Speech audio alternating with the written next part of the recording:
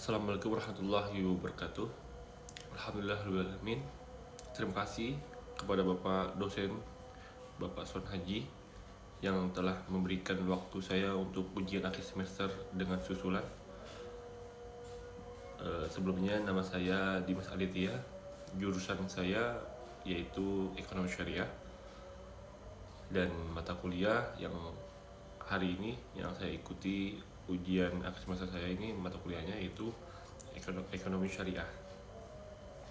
Baik, poin pertama, jawaban yang pertama, nomor 1, perbedaan mendasar rasionalitas ekonomi konvensional berbasis self interest, kepentingan pribadi, dan maksimalisasi kepuasan materi di dunia tanpa batas moral agama.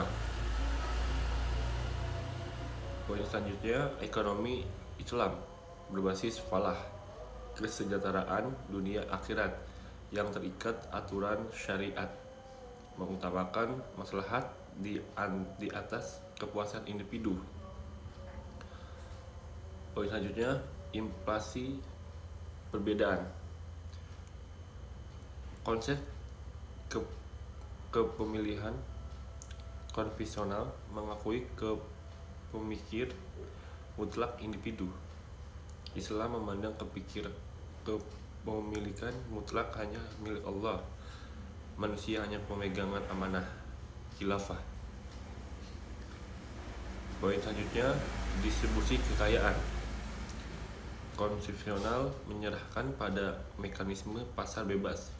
Islam mewajibkan instrumen zakat, infak, sedekah, dan wakaf agar harta tidak menumpuk di satu golongan. Selanjutnya, tujuan akhir aktivitas. Konvensional mengejar pertumbuhan materi maksimal, Islam mengejar berkah dan keselamatan akhirat. Jawaban nomor 2, analisis perilaku konsumsi Ahmad, hajah, dan daurah. Pemberian barang mewah dan ganti mobil setiap tahun oleh Ahmad sudah keluar dari batas pemenuhan kebutuhan dasar maupun kenyamanan hidup yang wajar. Selanjutnya, poin kedua, tawajuh atau traf. Gaya hidup Ahmad masuk dalam kategori traf, yang artinya kemewahan berlebihan yang merusak jiwa spiritual. Perilaku ini didorong oleh keinginan, bukan kebutuhan real. B. Penerap prinsip keseimbangan dan larangan ekstrim. Poin selanjutnya, poin C-nya, solusi perubahan perilaku konsumsi. Baik, soal jawaban yang ketiga, hubungan faktor produksi sistem bagi hasil versus sistem bunga. Hubungan faktor produksi dalam ekonomi Islam, tanah, sumber daya alam, tenaga kerja, dan modal tidak dapat berdiri sendiri untuk menghasilkan kekayaan. Prinsip keadilan bagi hasil, sistem mudharabah, pemilik modal, pengelolaan, dan musyarakah kementerian modal, mencerminkan keadilan karena distribusi hasil didasarkan pada keuntungan real yang diperoleh. Poin selanjutnya, perbandingan etika dan risiko.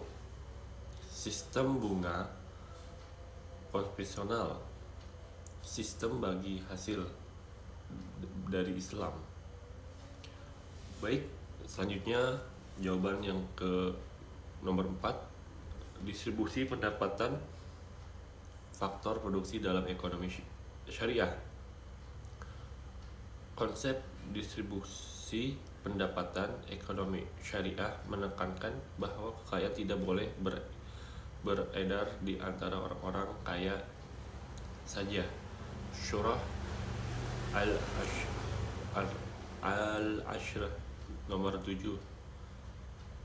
Distribusi pendapatan kepada pemilik faktor produksi wajib berlandaskan 3 pilar. Pilar pertama, keadilan. Pilar kedua, kepemilikan. Pilar ketiga, larangan riba. Nomor 5. Intervensi pasar dan peran hisbah dalam ekonomi Islam. 3 bentuk intervensi pasar yang diperbolehkan. Poin pertama, intervensi harga saat darurat. Poin kedua, regulasi dan pengawasan. Poin ketiga, penyediaan barang publik dan jaringan pengamanan sosial. Nomor ke-6, struktur pasar dalam ekonomi Islam. Konsep dan jenis struktur pasar ekonomi Islam mengutamakan pasar persaingan sempurna yang berbasis pada kerelaan kedua belah pihak, keterbukaan informasi, dan kebebasan bertransaksi. Poin B-nya, analisis pengaruh prinsip keadilan dan larangan curang.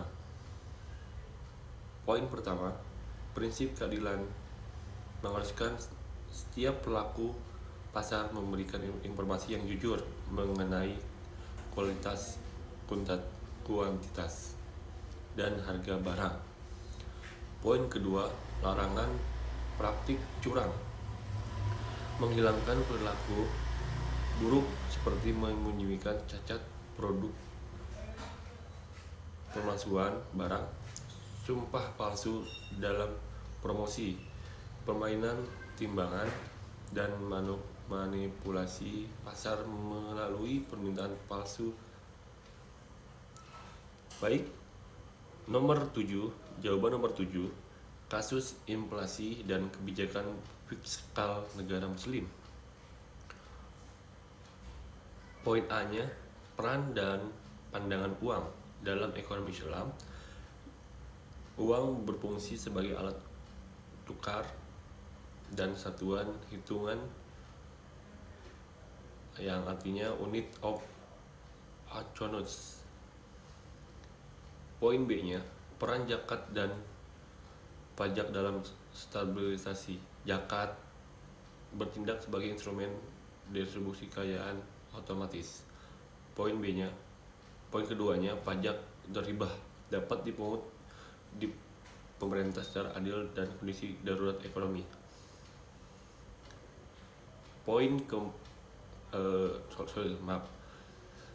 Soal yang ke-8, jawabannya ke-8 adalah prinsip utamakan perbankan dan asuransi syariah. Prinsip utama, larangan riba, larangan ghararah, dan larangan masyris. Poin ke-9, konsep dasar koperasi syariah.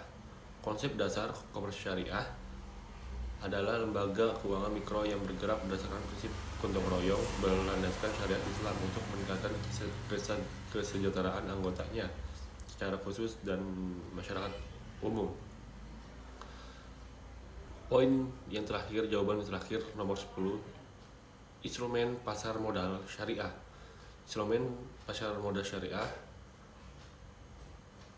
saham syariah, saham perusahaan yang kegiatan usahanya tidak melanggar syariat, bukan produsen miras, judi, dan bank riba, dan rasio utang berbasis bunganya berada di bawah atas ketentuan syariah. Baik, terima kasih atas waktunya dan mohon maaf kalau saya ada salah-salah kata. Semoga saya mendapatkan nilai yang terbaik, dan terima kasih juga kepada Bapak dosen atas pengertiannya untuk ujian susulan saya kali ini. Sekian dari saya. Wallahu muwaffiq ila aqwamit thoriq. Wassalamualaikum warahmatullahi wabarakatuh.